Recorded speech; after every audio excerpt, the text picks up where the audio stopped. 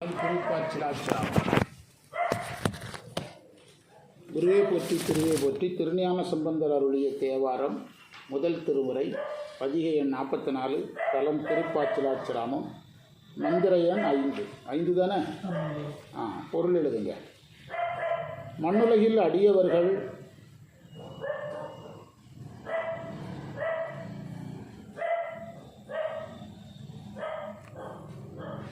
செய்கின்ற அபிஷேகத்தை விரும்புகின்றவனாக இறைவன் இருக்கிறார்.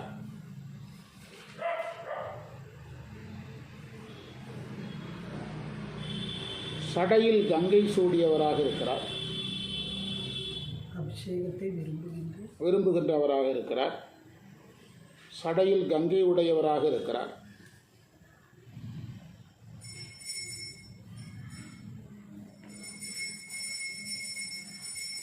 மொந்தை, முழா,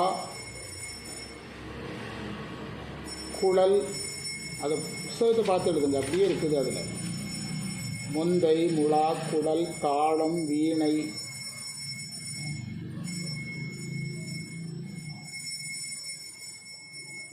ஆகியவைகள் முழங்க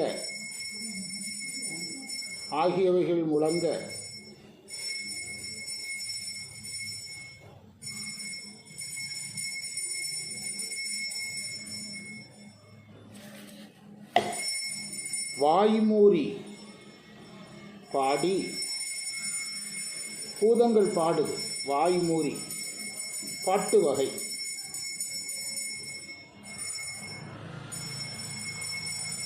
ஆந்தை போன்ற விழிகளை உடைய பூதங்கள் வாய்மூறி பாடுகிறது.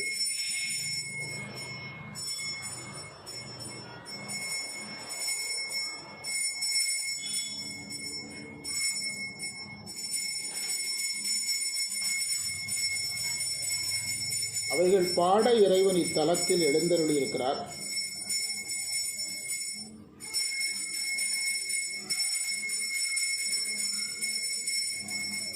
சந்தனம் அணிந்த மார்புடையவர்.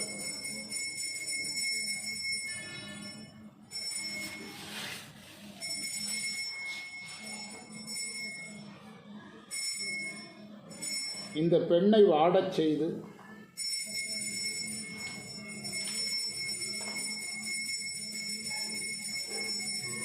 இந்த பெண்ணிடத்தில் தன்னுடைய திறமையை காட்டுதல் சரியாகுமா? பிராக்கெட்டில் சரியாகாதுன்னு அர்த்தம். சரியாகாது.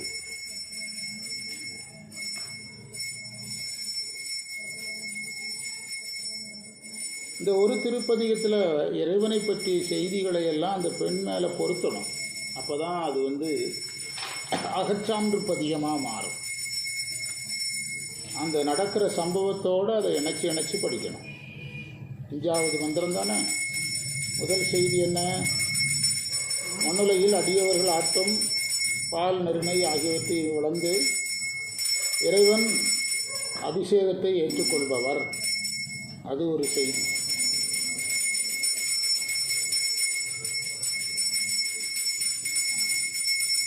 அது கிரியைக்கான ஒரு குறியீடு. சரியகிரியைக்கான ஒரு குறியீடு. அது அபிஷேகம்னாலே அதுதான், சரியகிரியை தான். சரியகிரியை நிகழ்வதற்கான குறியீடு. இசைக்கருவிகள் முழங்க இறைவன் வருகிறாருங்கிறது அந்த பெண்ணோட இணைக்கலாம். இசைக்கருவிகள் முழங்க இறைவன் வருகிறார். இசை என்பது ஒரு மகிழ்ச்சியின் அடையாளம். இசையும் நடனமும் பிரிக்க முடியாத ஒன்று.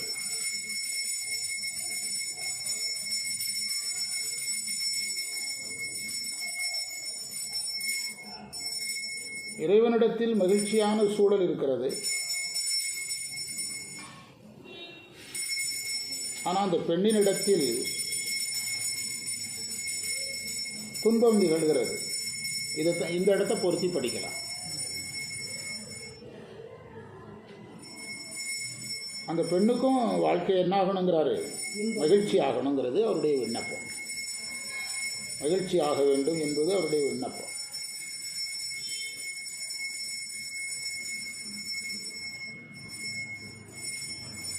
இப்படியும் கூட பொருத்தலாம். அந்த பெண்ணு கூட அடியார்கள் உனக்கு அபிஷேகம் பண்ணுறாங்க, அவளும் இந்த நோயிலிருந்து நீங்கி இந்த எழுந்து உனக்கு என்ன செய்யணும்? அவளும் இந்த நோயிலிருந்து நீங்கி அவளும் சிவபூஜை செய்யணும். அந்த குறியீடும் எடுக்கலாம். நீங்கள் உடனே கோயிலில் பூஜை பண்ணணுமான்னு கேட்டக்கூடாது. நம்ம கார் தான் வந்துருக்கு, ஏன்னா இதை கொண்டு சாவி கொடுத்துரு. என்ன மகதே, அதுக்கு டாட்டா கூட இருக்கிறியா? டாட்டா சொல்லிடலாம் இருக்கும். சரி போங்க. டாட்டா சரி. அது அது எடுக்கிறதுக்கு ஆள் கிடச்சுன்னா யாரும் கிடையாது.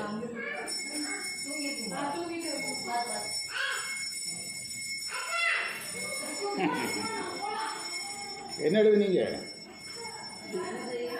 இதையும் கூட நீங்கள் அந்த பெண்ணோட இணைக்கலாம். அடியார்களெல்லாம் சிவ பூஜை பண்ணுறாங்க, இந்த பெண்ணால் என்ன செய்ய முடியல? மானுட பிறவி எடுத்தது எதுக்கு? இந்த இடம் அழகாக இருக்குது பாருங்கள். அதாவது மானுட பிறவிதானும் ஆனஞ்சாடும் அரண்மனைக்காக சித்தியார் சொல்லுது. இந்த பெண்ணு ஒரு பெண்ணாக பிறந்திருக்கிறா, சிவ பூஜை பண்ணுவா, நோயாளியாக படுத்திருக்கிறா, அப்படியும் யார் மேலே ஏற்றலாம். 40 விஷயந்தான், 40 அந்த பெண் மேலே ஏற்றி பார்க்கலாம். இந்த பதிவு மட்டும் சடையா என்னுமால் மாதிரி தான் இதுவும். சரியா? சடையா என்னுமால் அதே சாயல் தான் இது. இந்த சடையா என்னுமாலாம் அந்த பெண் சிவநெறியை வெளிக்காட்டுவா. இங்கே இந்த பெண்ணுக்கு எதை காட்ட தெரியாமல் இருப்பா, சிவநெறியை காட்ட தெரியாமல் இருப்பா. ரெண்டுக்கும் வித்தியாசம் அதுதான். அதனால் நாம் கொண்டு போய் அந்த பெண் மேலே ஏற்றணும். 2 விஷயம் ஏற்றிருக்கிறோம். ஒன்று, சிவபூஜை செய்கிறவங்களை பற்றி சொல்லியிருக்குது. இந்த பெண்ணு இந்த நோய் நீங்கிச்சுன்னா சிவபூஜை பண்ணுவான்னு எடுக்கணும். கோயிலையா பண்ணுவான்னு கேட்கக்கூடாது. உடனே நீங்கள் அதுக்கு ஒரு லாஜிக் சொல்லுவீங்க. கோயிலில் பண்ணுவாளா? கோயிலில் பெண்கள் பண்ண முடியுமாமீங்க. சிவபூஜை யார் வேணாலும் பண்ணலாம், எங்கே வேணாலும் பண்ணலாம். சரியா? அப்படி எடுக்குது. இன்னொன்று, இசைக்கருவி முழங்க நீங்கள் இவ்வளோ மகிழ்ச்சியாக இருக்கிறீங்க, ஆனால் அந்த பெண்ணினுடைய அப்பா நிலையோ அந்த பெண்ணினுடைய நிலையோ அப்படி இல்லை. இந்த மகிழ்ச்சி யாருக்கும் வரணும்? அந்த பெண்ணுக்கு வரணும். உங்கள் கடைசியில் முடிக்கிறார் பாருங்கள், உங்கள் திறமையெல்லாம் அந்த பெண்ணிடத்தில் காட்டலாமாங்கிறாரு. சாந்தனி மாறுவோரோ தையலை வாட சதுர் செய்வதோங்கிறார். திறமையை காட்டுறதுக்கு இதுவா இடம் அப்படின்னு கேட்குறாரு. நீங்கள் உங்களுடைய எல்லா திறமையும் இந்த பெண்ணிடத்திலாம் காட்டுவது என்று கேட்குறார். நம்ம இந்த பதிவு தொடங்கும் போதே சொன்னோம், இந்த பெண்ணுக்கு இப்படி ஒரு நோய்க்கு காரணம் யாரு தான்? அந்த உயிரே செய்த வினை தான். யார் கிடையாது? இறைவன் கிடையாது. அந்த உயிர் செய்த வினையினால தான் அந்த பெண் இந்த நோயில் இருக்கிறார். இப்போ ஞானசம்பந்தரே அந்த பெண்ணிடத்தில் நீ வினை செய்தா அதனால் இந்த நோய் வந்திருக்குன்னு சொன்னார்னா அது அந்த பெண்ணுக்கே தெரியுமா? அதுக்கு ஞானசம்பந்தர் எதுக்கு? ஞானசம்பந்தர் என்ன செய்யார் விவரமாக? இப்போது நான் முதல்ல பாடம் தொடங்கும் போதே சொன்னேன், ஒரு பேஷண்ட் இருக்கிறாரு, பேச முடியாமல் ரொம்ப சோகமாக படுத்திருக்கிறாரு, நோய் அவரை ரொம்ப கஷ்டப்படுத்துது. அப்போ அவர் மேலே சொல்ல வேண்டிய குறையெல்லாம் நம்ம யார் மேலே சொல்லுவோம்? டாக்டர் மேலே தான் நம்ம சொல்லுவோம்.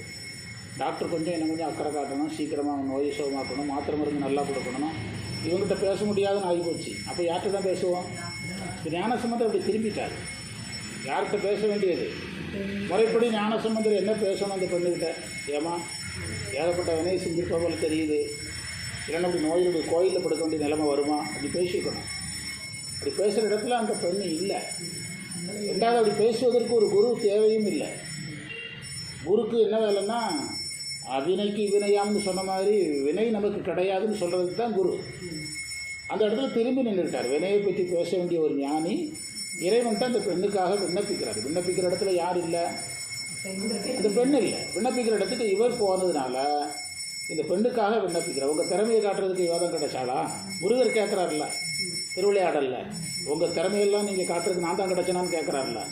அது மாதிரி ஞானசம்பந்தர் திரும்பி நின்று கேட்குறார், ஆன்மாவுக்காக பேசுகிறார்.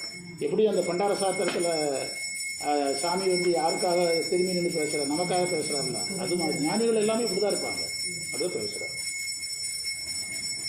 அதான் ஒரு வார்த்தையை போட்டார், சதுர் செய்வதோ. உங்கள் ஒரு பயில்வான் இருக்கிறாருன்னா அவர் திறமையை ஆட்ட காட்டணும், இன்னொரு பயில்வான்கிட்ட காட்டணும். இதுதானே சரியாக இருக்கும். சும்மா நாகேஷ் மாதிரி இருக்கிறவங்கள்ட்ட காட்ட முடியுமா? அப்படி கேட்குற மாதிரி கேட்குறாரு இறைவன். இவர் சார்பே இது சரியாகுமா என்று கேட்கிறார். அடுத்த மந்திரத்தினுடைய பொருள் எழுதிட்டு கிளம்புங்க. இவர் அதுக்குள்ளே பூஜை பண்ணிட்டு வந்தவர். எல்லாரும் சாமி கூட முடியுமான்னு பார்ப்போம், ஜோதி காட்டுறாங்கன்னு பார்ப்போம். என்ன மொழிநாடாக பேசுகிறாரு? எந்த ஊர்? உத்தரப்பிரதேஷ்.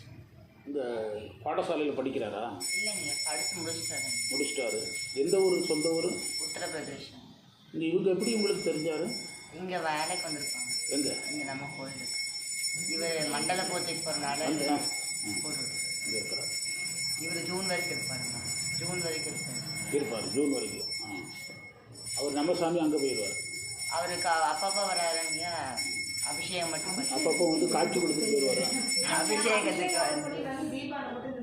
சரி, ஓகே. என்ன எழுதுனீங்க? அடுத்த மந்திரத்துக்கு பொருள் எழுதிட்டு போங்க. உடம்பு முழுவதும் திருநீர் பூசியவராய் இறைவனை வர்ணிக்கிறார். சடைகள் தாழ்ந்து விளங்க,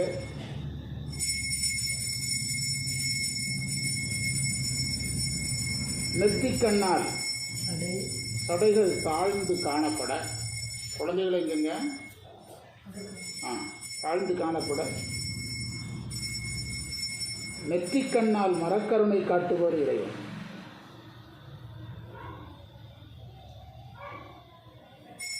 மரக்கருணை காட்டி பாவத்தை போக்குபவர்.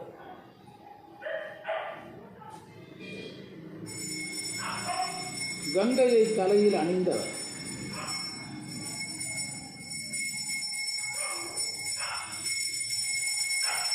பாம்பை கையில் எடுத்து விளையாடுபவர்.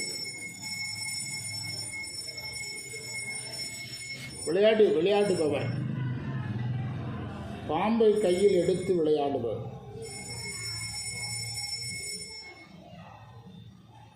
கோவண ஆடை அணிந்தவர்.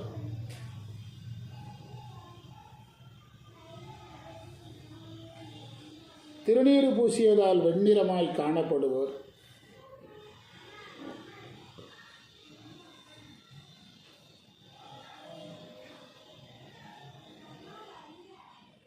பூதங்கள் சூழ்ந்து வர இத்தலத்தில் எழுந்தருளி உரைகிறார்.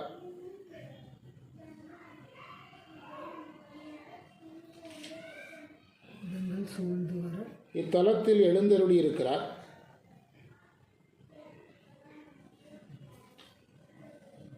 இடப வாகனர்.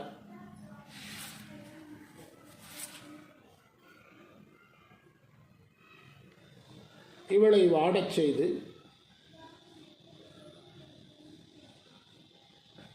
இவளுக்கு இடர் செய்வது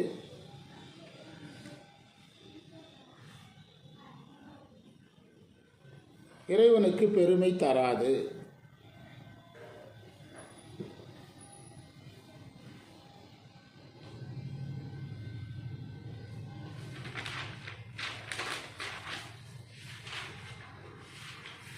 இந்த மந்திரத்தில் ஈடுன்னு ஒரு வார்த்தை இருக்கு. ஈடுனா பெருமை.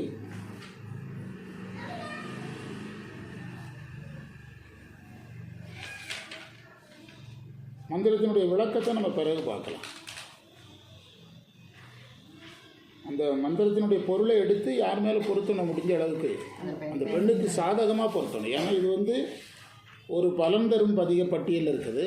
அது மட்டுமல்ல, அகச்சான்று பதிகம். ஞானசம்பந்தருடைய வாழ்க்கை வரலாறு எதில் சம்மந்தப்பட்டிருக்கு, அதில் சம்மந்தப்பட்டிருக்குது. அது சாமியை பார்த்து வேறு எப்படி கேட்குறாரு. இதெல்லாம் உங்களுக்கு என்ன பெரிய சிறப்பாக தெரியுதான்னு வேறு என்ன செய்கிறாரு, கேட்குறாரு. இதெல்லாம் என்ன அதே மாதிரி கேட்குறாரு. இது என்ன அந்த திறமையை காட்டுறதுக்கு இந்த பெண்ணாக கிடச்சிது அப்படிங்கிறாரு. இதெல்லாம் நாம் சொன்னால் நல்லா நன்னுடும். இன்னும் நிறைய உதாரணங்களை சொல்லி நாம் வந்து இதை பழகணும். சொல்லி இந்த பதிகத்தை இப்போ பொறுமையாக படிக்கணும் என்று நாம் நிறைவு பண்ணுவோம். எடுத்துடுவோம்.